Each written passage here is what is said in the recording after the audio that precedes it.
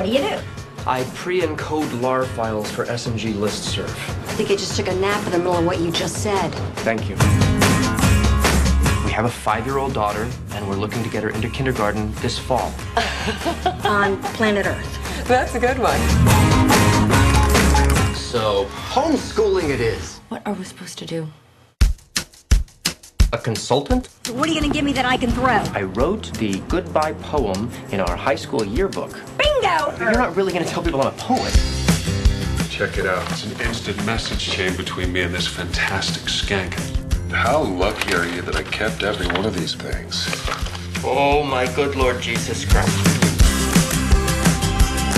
Oh, sort of an E.E. Cummings style, all lowercase. Jessica 619, you getting me hot right now. Muffa? Mofo. Mofo. If Jeff's book lived up to expectations, I can't imagine that Beatrice's admission would be much of an issue at all. I don't know if Catherine told you, but I actually studied poetry back at Barnard. We're dead. The cost of living in New York City has just gone up. To my new pal, Johnny Keats. Open to page 31. I need it now, bitch, so clean yourself up. Tonight's gonna be your odyssey. This is gonna be the most fun ever, and I wouldn't even dream of saying no. This man is bringing poetry to the Upper East Side. I swear to God, I did nothing. She was naked! But only recently naked of her own accord. Ladies and gentlemen, the poet, Jeffrey Jasinski. There's a lot of ass in here tonight. And I don't see a single ass that I haven't taped. I think I mean tapped. What an astonishing piece of human truth. He's not a poet. He's been lying the entire time. Catherine, why don't you go home to your battery-powered friends?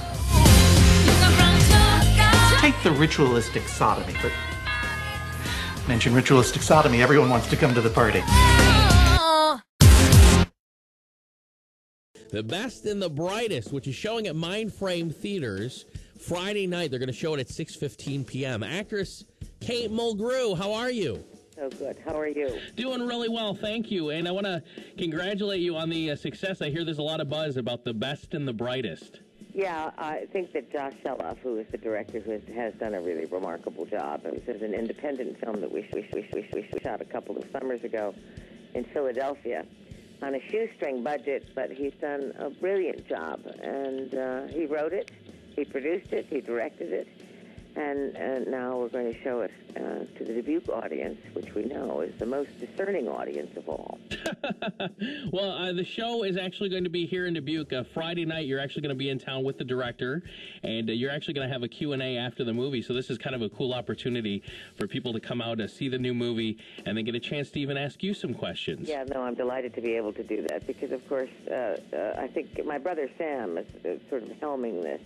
And I am being quite honest when I say that I think that the Dubuque audience is pretty smart. So I expect some bold questions, and they will be received warmly. Well, Kate, it'll be great to have you back in town. If I can ask, when was your last visit to Dubuque?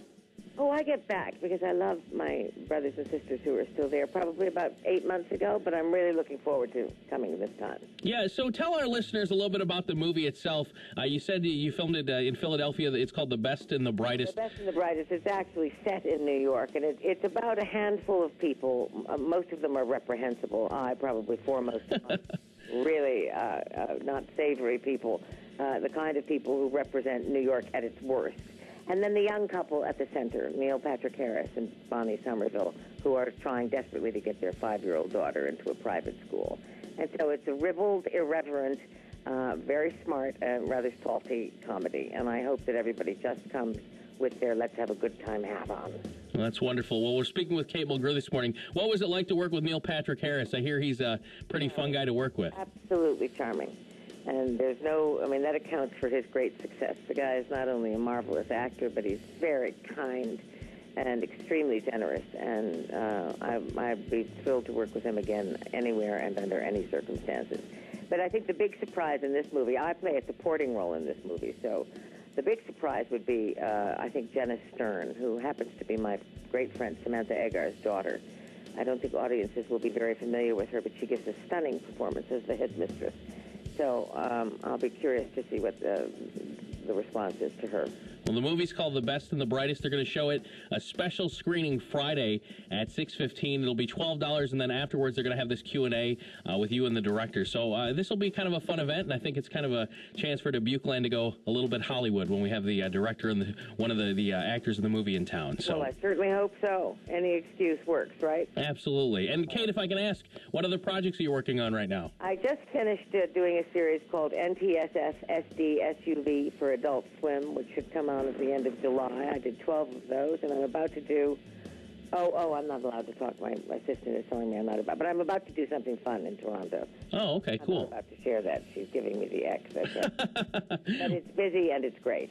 Well, we'll keep our eye out for you, Kate. It'll be great to have you back in town this weekend. Thank you, Chris, and thank you for having me. Absolutely. All right. Okay, well, take care. And Kate Mulgrew, if you need more information on the showing or a Kate's visit, make sure you check mindframetheaters.com. It's 8:08 on the Y105 Wake Up.